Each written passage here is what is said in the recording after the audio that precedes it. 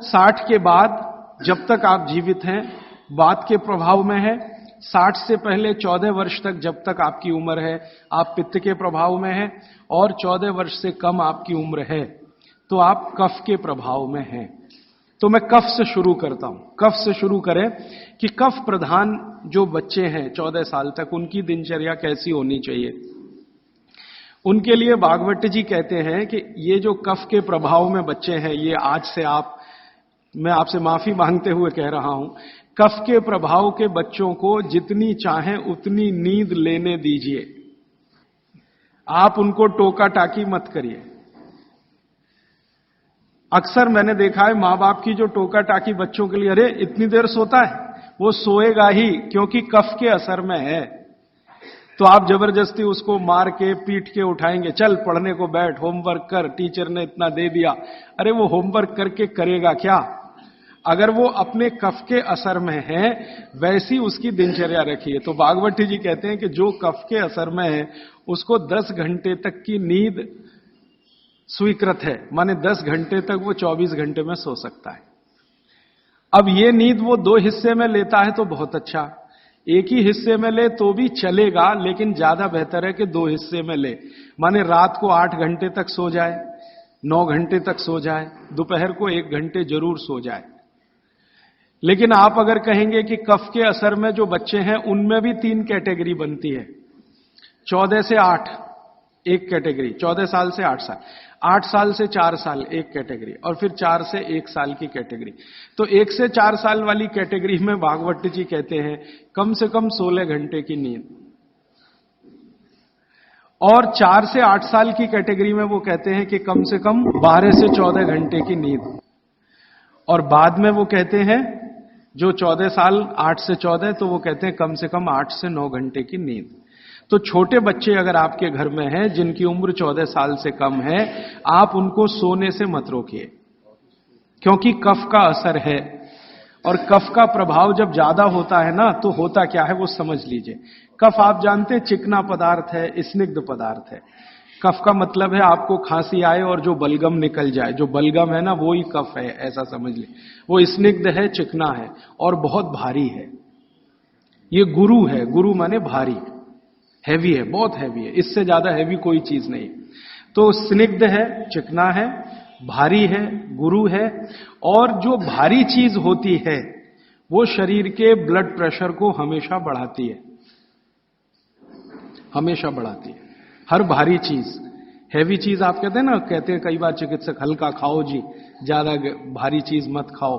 हर भारी चीज शरीर के ब्लड प्रेशर को बढ़ाती है, क्योंकि भारी चीज जाएगी तो उसका गुरुत्व ज्यादा है, गुरुत्व ये ज्यादा है तो वो बढ़ेगा। अगर ब्लड प्रेशर, तो आपके ब्लड प्रेशर को कंट्रोल रखने के लिए ज्यादा बढ़ गया तो तकलीफ आ जाएगी। तो बॉडी ने एक व्यवस्था बनाई, शरीर ने व्यवस्था बनाई कि आप ज्यादा नींद लो। ये नींद लेते समय ब्लड प्रेशर हमेशा कम रहता है। जितनी देर आप सोएंगे ब्लड प्रेशर या तो सामान्य होगा या सामान्य से कम होगा। जितनी देर आप जगे हुए हैं ब्लड प्रेशर सामान्य से थोड़ा ज्यादा होगा। तो बचपन में क्या है, आदमी या बच्चा गुरुत्व में है, कफ में है, स्निग्धता में है, इसलिए उसको नींद लेकर ब्लड प्रेशर को मेंटेन करना है अपनी व्यवस्था बनाने के लिए, इसलिए वो ज्यादा देर सोएगा ही। आप उसके सोने पर पाबंदी मत लगाओ। आप अगर ये महसूस करते हो कि जी 14 घंटे से भी ज्यादा सो रहा है, तो सोचने की बात आएगी। उसमें भी 4 साल तक के बच्चे को तो वो भी नहीं सोचना, वो 18 घंटे भी सोए तो सोने दो उसको। और वैसे भी आप महसूस करते हैं, आप सब माताएं हैं, आपने बच्चे अपने बड़े किए ही हैं। छोटे बच्चे जितने होंगे नींद उतनी ज्यादा लेंगे, क्योंकि कफ का असर उतना ही ज्यादा है और ज्यादा कफ को मेंटेन रखना है ब्लड प्रेशर के लिए, इसलिए नींद लेनी ही पड़ेगी, बिना उसके होने वाला नहीं है। इसलिए बचपन में नींद ज्यादा। तो अब नींद ज्यादा है तो ये कब संभव है? ये नींद ज्यादा आप तभी संभव है जब जल्दी सो जाएं, माने बच्चों को जल्दी सोना ही। आप बोलेंगे जी कितने बजे तक सोना? भागवत जी तो ये कहते हैं कि सूर्यास्त होने के 2 घंटे के अंदर सो जाना, सूर्यास्त होने के 2 घंटे के अंदर सो जाना। अब सूर्यास्त कब हुआ? चेन्नई में मान लीजिए 6 बजे हुआ, तो हर बच्चे को 8 बजे तक सो ही जाना, कंपलसरी सो जाना। अब यह तब संभव है जब आप बच्चों को थोड़ा टीवी से दूर रखें। भागवत जी के समय में टीवी नहीं था, होता तो उस पर भी कमेंट करते। अब ये आ गया पिछले 50 साल में, आधुनिक विज्ञान ने इसको दे दिया। तो टीवी से बच्चों को दूर रखें ताकि उनके सोने की कमी ना आए। टीवी देखने में आजकल बच्चे 11 बजे तक 12 बजे तक जगते हैं, तो उनके नींद में कमी आती है। नींद में अगर कमी आएगी तो कफ के असर में नींद अगर पूरी नहीं लेंगे तो फिर कफ बिगड़ेगा, और यह बिगड़ा हुआ कफ बच्चों को चिड़चिड़ा बनाएगा, चिड़चिड़ा। बच्चों को अगर नींद पूरी नहीं लेंगे, इसको ध्यान रखिए, तो उनमें चिड़चिड़ापन आएगा, गुस्सा भी आएगा। और चिड़चिड़ापन और गुस्सा उनमें है तो वो आपकी कोई बात नहीं मानेंगे। आप उनको लाख अच्छी बात कहो, वो मानेंगे ही नहीं, क्योंकि शरीर को मस्तिष्क जो है नियंत्रित करता है। मस्तिष्क कफ के प्रभाव में है, कफ बिगड़ा हुआ है, सुधरा हुआ नहीं है, क्योंकि नींद पूरी नहीं ले रहे हैं, तो ये तो संकट आने ही वाला है। तो अक्सर घरों में ये समस्या मैं सुनता हूं, वो कहते राजीव भाई बच्चे हमारी सुनते नहीं। वो सुनेंगे तब तक नहीं जब तक नींद पूरी नहीं हो रही है। आप उनकी नींद पूरी होने दीजिए, 8 घंटे 9 घंटे की 10 घंटे की नींद पूरी, फिर देखिए वो कितने अच्छे से सुनते हैं।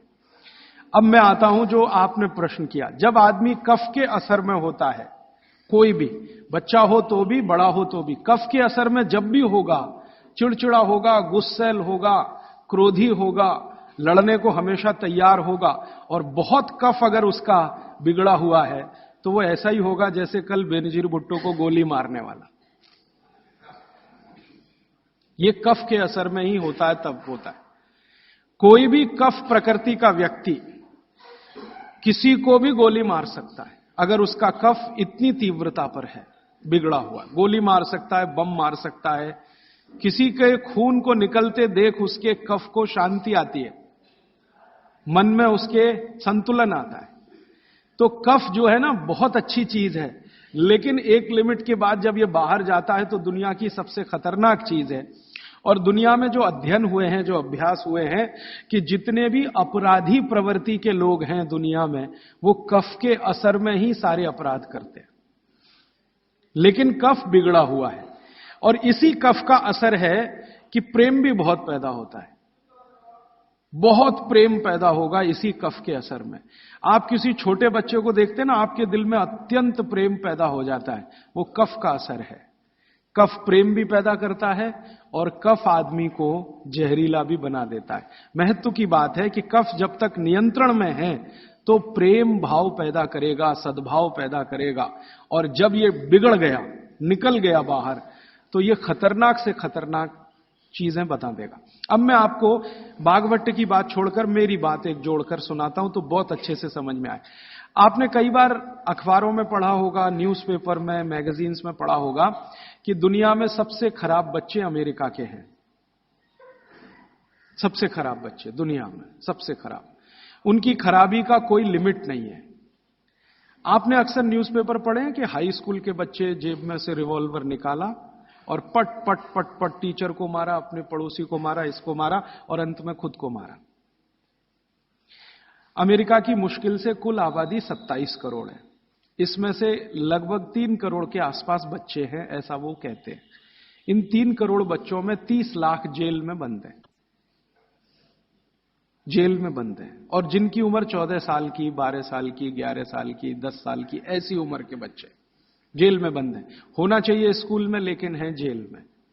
ये जो अमेरिका की स्थिति है, ये कनाडा की भी है, यही स्थिति ब्रिटेन की है, यही फ्रांस की है, यही जर्मनी की है, यही स्वीडन की है, यही स्विट्जरलैंड की है।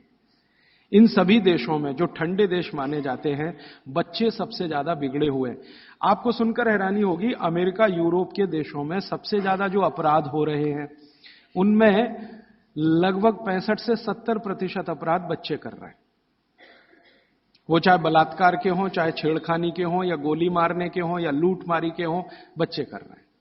बच्चे जिनको हम 14 साल तक की उम्र का मानते हैं, वो कर रहे हैं। परिणाम क्या है? बिगड़े हुए कफ के प्रभाव में है वो सब बच्चे। बिगड़े हुए कफ के प्रभाव में जो भी रहेगा, हिंसा ही करेगा, अहिंसक हो नहीं सकता।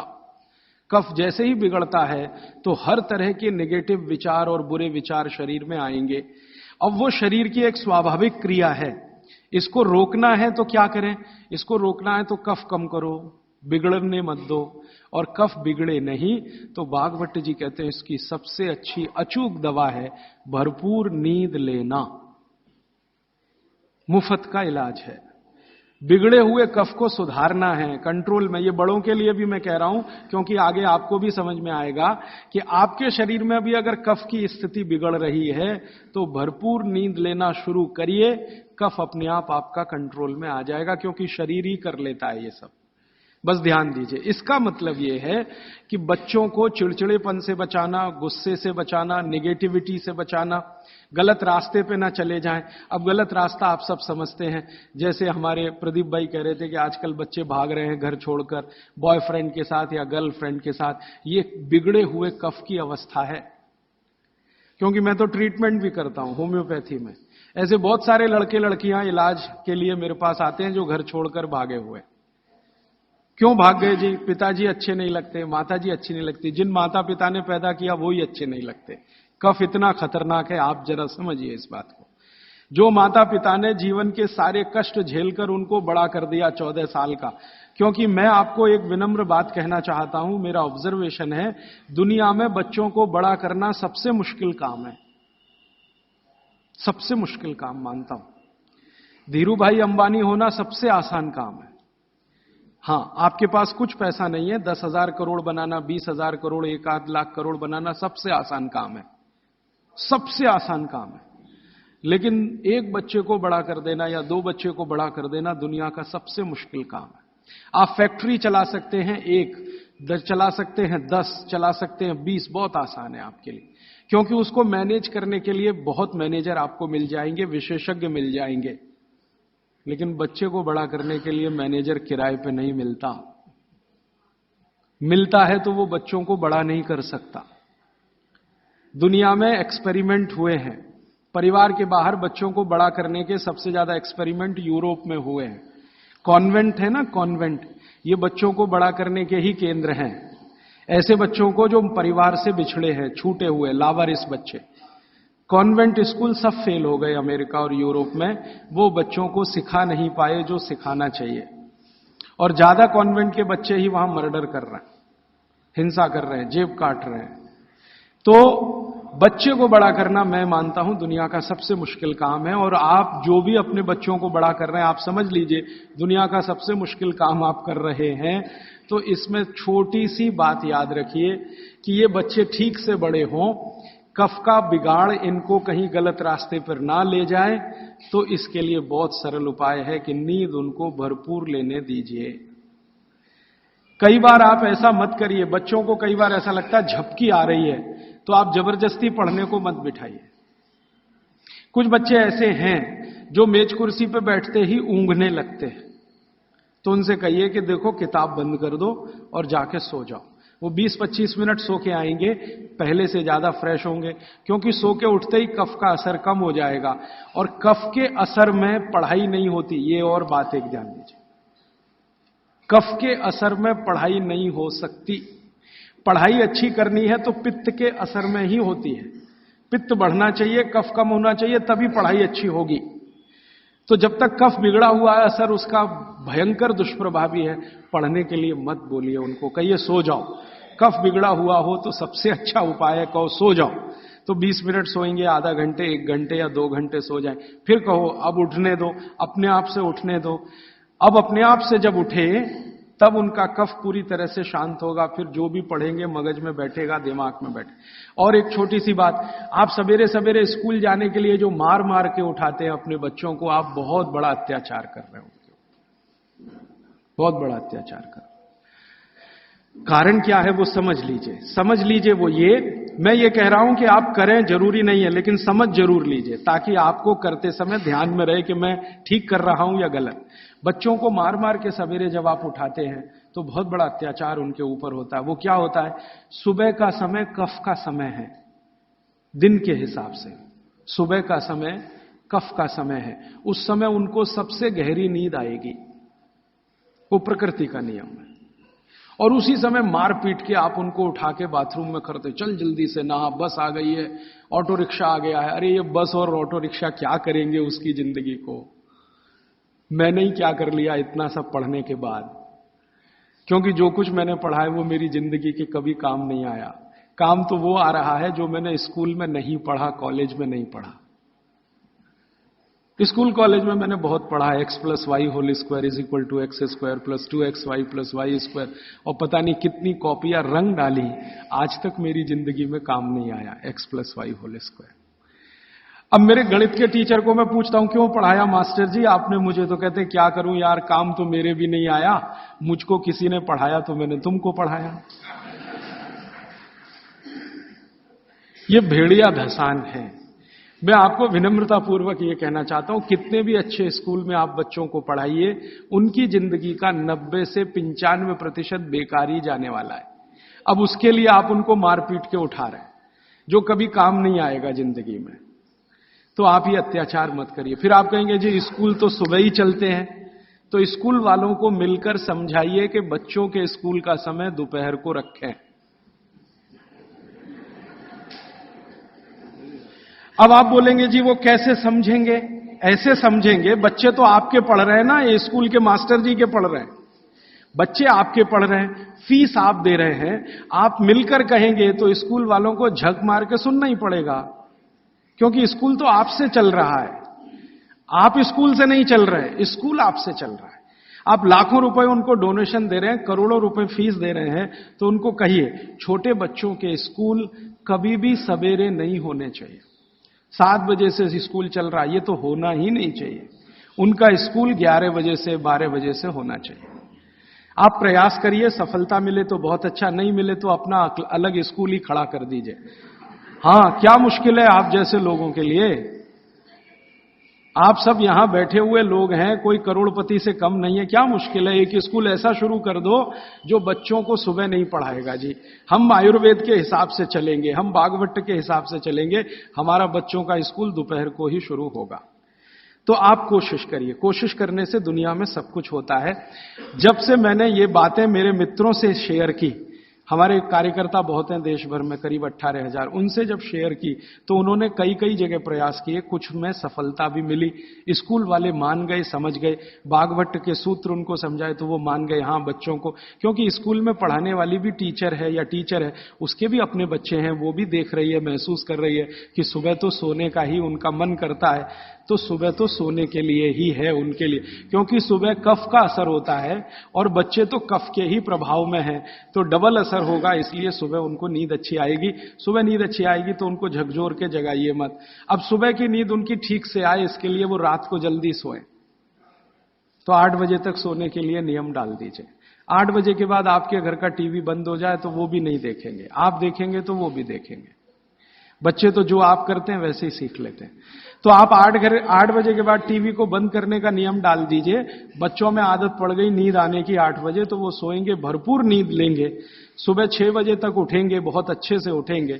फिर आप चाहें तो उनसे कोई भी काम करवा सकते हैं, उनके मन में ना चिड़चिड़ापन होगा, ना गुस्सा होगा, ना कोई नेगेटिव थॉट होगा, क्योंकि नींद जीवन में उतनी ही बड़ी चीज है जितना भोजन।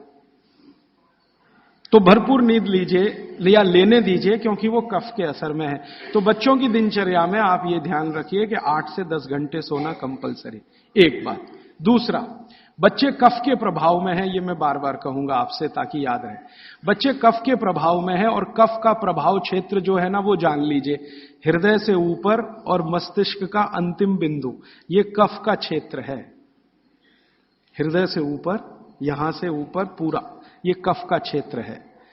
हृदय से नीचे नाभि तक ये पित्त का क्षेत्र है, और नाभि से नीचे पूरा ये वात का क्षेत्र है। तो बच्चे कफ के असर में हैं, तो ध्यान रखिए कि उनको जितने रोग होंगे वो यहां से ऊपर वाले ही होंगे बचपन के। नाक बहेगी, सर्दी होगी, जुकाम होगा, खांसी आएगी, ये सब इसी एरिया के रोग हैं। तो भागवत जी कहते हैं कि बच्चों को कफ के असर से बाहर लाते रहें, बिगड़े नहीं उनका कफ। तो इसके लिए बच्चों की मालिश, उन्होंने एक शब्द, बहुत सुंदर शब्द दिया, अभ्यंग मालिश। मालिश बहुत जरूरी है, बच्चों की मालिश बहुत ही जरूरी है। तेल मालिश, बच्चों की तेल मालिश बहुत जरूरी है। वैसे तो सब माताएं करती ही हैं, अनजाने में वो एक बड़ा काम कर रही। कफ को कम करने की जो दूसरी चीज बताई है भागवत ने, एक तो मैंने बताया नींद, जो कफ की विकृति को कंट्रोल में लाती है। दूसरी चीज जो कफ को कंट्रोल करती है, नियंत्रित करती है, वो है मालिश, घिसाई, रगड़ाई। ये कफ को कंट्रोल करती है। नींद के बाद हो गई मालिश। तो बच्चों की मालिश अत्यंत जरूरी है। तो सुबह जब वो सोकर उठते हैं, शौच आदि से निवृत्त होकर आते हैं, तो उनकी मालिश होनी ही चाहिए। अब भागवत जी ने कहा है कि जो कफ के असर में है वो व्यायाम ना करे, वो प्राणायाम ना करे, योग आसन भी ना करे। ध्यान रखिए इस बात को। भागवत जी कहते हैं कि कफ के असर वाले व्यक्ति को ना तो व्यायाम, ना तो आसन, ना तो प्राणायाम, उसके लिए है मालिश, रगड़ाई चाहिए उसको शरीर के। ठीक है? तो मेरी आपको विनती है कि बच्चों को व्यायाम करने के लिए प्रोत्साहित मत करिए। कई बार माता पिता टीवी का चैनल खोल के वो रामदेव जी का चल रहा है, चल तू भी कर, उसके लिए नहीं है ये। व्यायाम, योग, प्राणायाम उनके लिए सबसे उपयोगी है जो पित्त के प्रभाव में है। वात के प्रभाव वालों को बहुत मामूली, पित्त वालों को सबसे ज्यादा, कफ वालों को बिल्कुल नहीं। योग, प्राणायाम, आसन कफ वालों को बिल्कुल नहीं, वात वालों को थोड़ा, पित्त वालों को सबसे ज्यादा। यह है सूत्र भागवत जी। तो बच्चों को मत प्रेरित करिए कि तुम आसन करो, कि तुम प्राणायाम करो, कि तुम ऐसी एक्सरसाइज करो। उनके लिए तो कफ के असर में है, तो ये एक्सरसाइज जितनी कम हो उतना अच्छा। मालिश करिए उनकी, भरपूर मालिश करिए। अब तीसरी बात, तीसरा सूत्र, बच्चों की मालिश कहां करें जी? पूरे शरीर में करें, पूरे शरीर में करिए। लेकिन भागवत जी कहते हैं कि कफ का असर कहां है? मैंने आपको थोड़ी देर पहले कहा, छाती से लेके ऊपर तक। तो ये जो इतना हिस्सा है, इसकी मालिश ज्यादा करिए ताकि कफ थोड़ा शांत रहे। तो सीधे से बात अब मैं समझाता हूं। बच्चों के सिर की मालिश सबसे ज्यादा करिए। सिर, ये ऊपर का हिस्सा, धीरे धीरे धीरे धीरे तेल लगा के सिर की मालिश सबसे ज्यादा करिए। तो मालिश किससे करेंगे? तेल से। तेल जो है कफ नाशक है, तेल जो है ना कफ नाशक है। तो सिर की मालिश करेंगे, छोटे छोटे छिद्र हैं, तेल इससे अंदर जाएगा, कफ को सामान्य रखेगा। तो कफ के प्रभाव में बिगड़ेंगे नहीं बच्चे, माने गुस्सा नहीं करेंगे, चिड़चिड़े नहीं होंगे, निगेटिव नहीं होंगे, जिंदगी में गलत काम नहीं करेंगे। तो बच्चों के सिर की मालिश बहुत जरूरी है, सिर की मालिश। दूसरा, वो कहते हैं कि कफ का जो दूसरा बड़ा स्थान है, एक तो सिर हुआ, दूसरे है कान। ये कान है ना, ये कफ के स्थान है। तो बच्चों के कान की मालिश रोज होनी चाहिए, जरूर होनी चाहिए। कान की मालिश कैसे करें? बस तेल लगाइए, हाथ में ऐसे ऐसे घुमाइए, फिर उल्टा घुमा दीजिए, फिर ऐसे घुमा दीजिए, और थोड़ा तेल कान में डाल के रखिए उनको, क्योंकि कफ का स्थान है कान। तेल डालते ही कफ शांत होगा। तो हमारी पुराने जमाने की जो माताएं हैं, वो रोज बच्चों को कान में तेल डालती थी, वो अनजाने में बहुत बड़ा वैज्ञानिक काम करती थी।